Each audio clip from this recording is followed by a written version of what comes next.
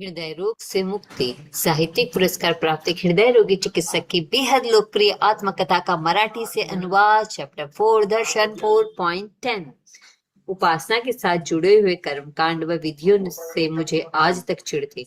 मेरी दृष्टि में वह विचारहीन अंधश्रद्धा थी, जबकि मेरा तो सर्वोच्च मूल्य रैशनैलिटी तथा तर्क संगत बुद्धि प्रामाण्य था। जो बात रैशनल नहीं है वह तर्कनिष्ठ नहीं है, वह मुझे नीचे के स्तर की लगती थी। काहे का यह विधि विधान, फूल कुमकुम चावल दीपक और न जाने क्या क्या। मेरी इस मान्यता पर धीरे धीरे प्रश्न चिन्ह उभरने लगे हैं। यह अंधश्रद्धा है या प्रतीक पूजा? अपने विचार या भावनाओं को प्रतीक के रूप में प्रकट करना मुझे त्याज्य है क्या? कितने आधुनिक प्रतीक मैं स्वीकार तो कर ही रहा था।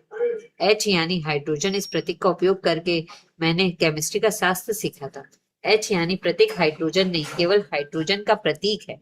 यह जानते हुए मानते हुए भी सारे रासायनिक समीकरण प्रतीकों द्वारा बराबर हल हो जाते थे। झंडे को राष्ट्र के प्रतीक के रूप में मान्य करने से मुझे कोई परेशानी नहीं थी। शब्द एवं भाषा का पूरा साम्राज्य केवल प्रतीकों का ही नहीं है क्या? मैंने घोड़ा कहा। यह दो अक्षर का घोड़ा केवल शब्द केवल वास्तविक घोड़े का प्रतीक मात्र है।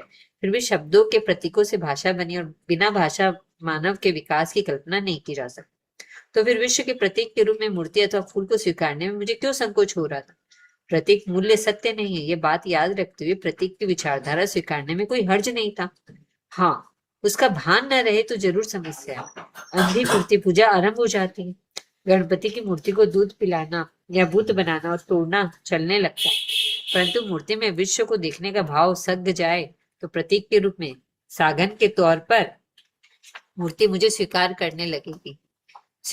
लगने लगी। संस्कृति द्वारा निर्मित यह बड़ी भावगम्य युक्ति है, ऐसा लगने लगा।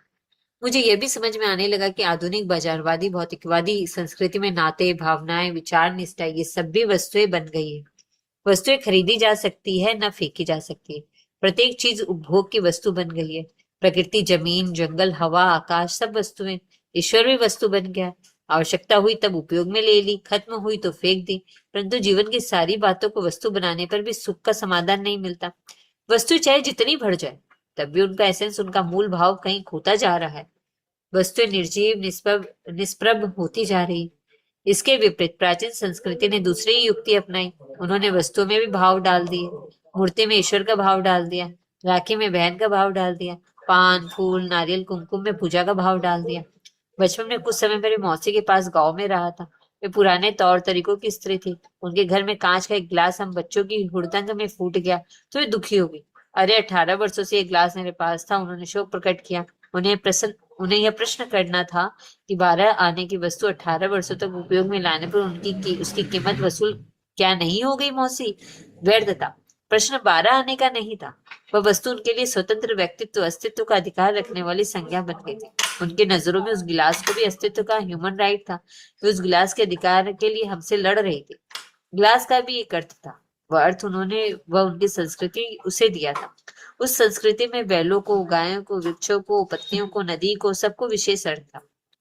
और भौतिक मूल्यों के पार भावनात्मक या आध्यात्मिक मूल्य था। केवल वस्तुएं ही नहीं अपितु क्रियाएं भी एक अलग ही स्तर पर अर्थवान थी। जापान की क्योटो शहर में एक महिला ने वर्षा पूर्व हमें जापानी टी पार्टी का उत्सव दिखाया था। जापान में मेहमानों को चाय पिलाने की अत्यंत जटिल विधि है। उस विधि की प्रत्येक कृति का एक विशेष अर्थ होता है। वह उन्होंने हमें समझाया था। वहां चाय पीना व पिलाना अत्यंत उच्च स्तर की आराधना बन चुकी। यह था संस्कृति का दिया हुआ प्रतीकात्मक अर्थ। नहीं तो चाय पीना क्या, रास्ते की सस्ती दुकान में भी सब घटक लेते ही है। प्रतीकों के विषय में मेरी तार्किक नापसंदी कम हो गई। उल्टे प्रतीक उपयोगी होते हैं, ऐसा मुझे महसूस होने लगा।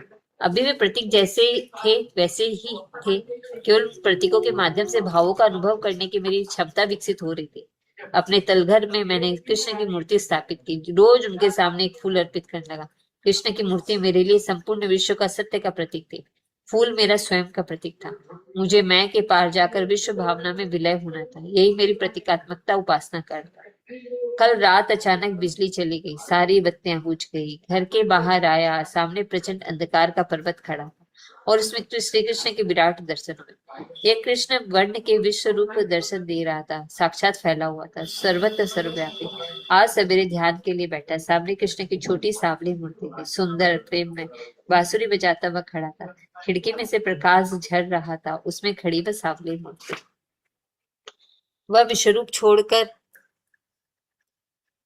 वह विश्वरूप छोड़कर मूर्ति रूप बनकर आया था, मेरे सामने मेरी दृष्टि में समाया हुआ वही भगवान कृष्ण दर्शन दे रहा था। वही भगवान कृष्ण कल भी, आज भी, वहां भी, यहाँ भी, विश्वव्यापी, मूर्ति रूपी, सर्वत्र मेरे पास, मेरे भीतर भी।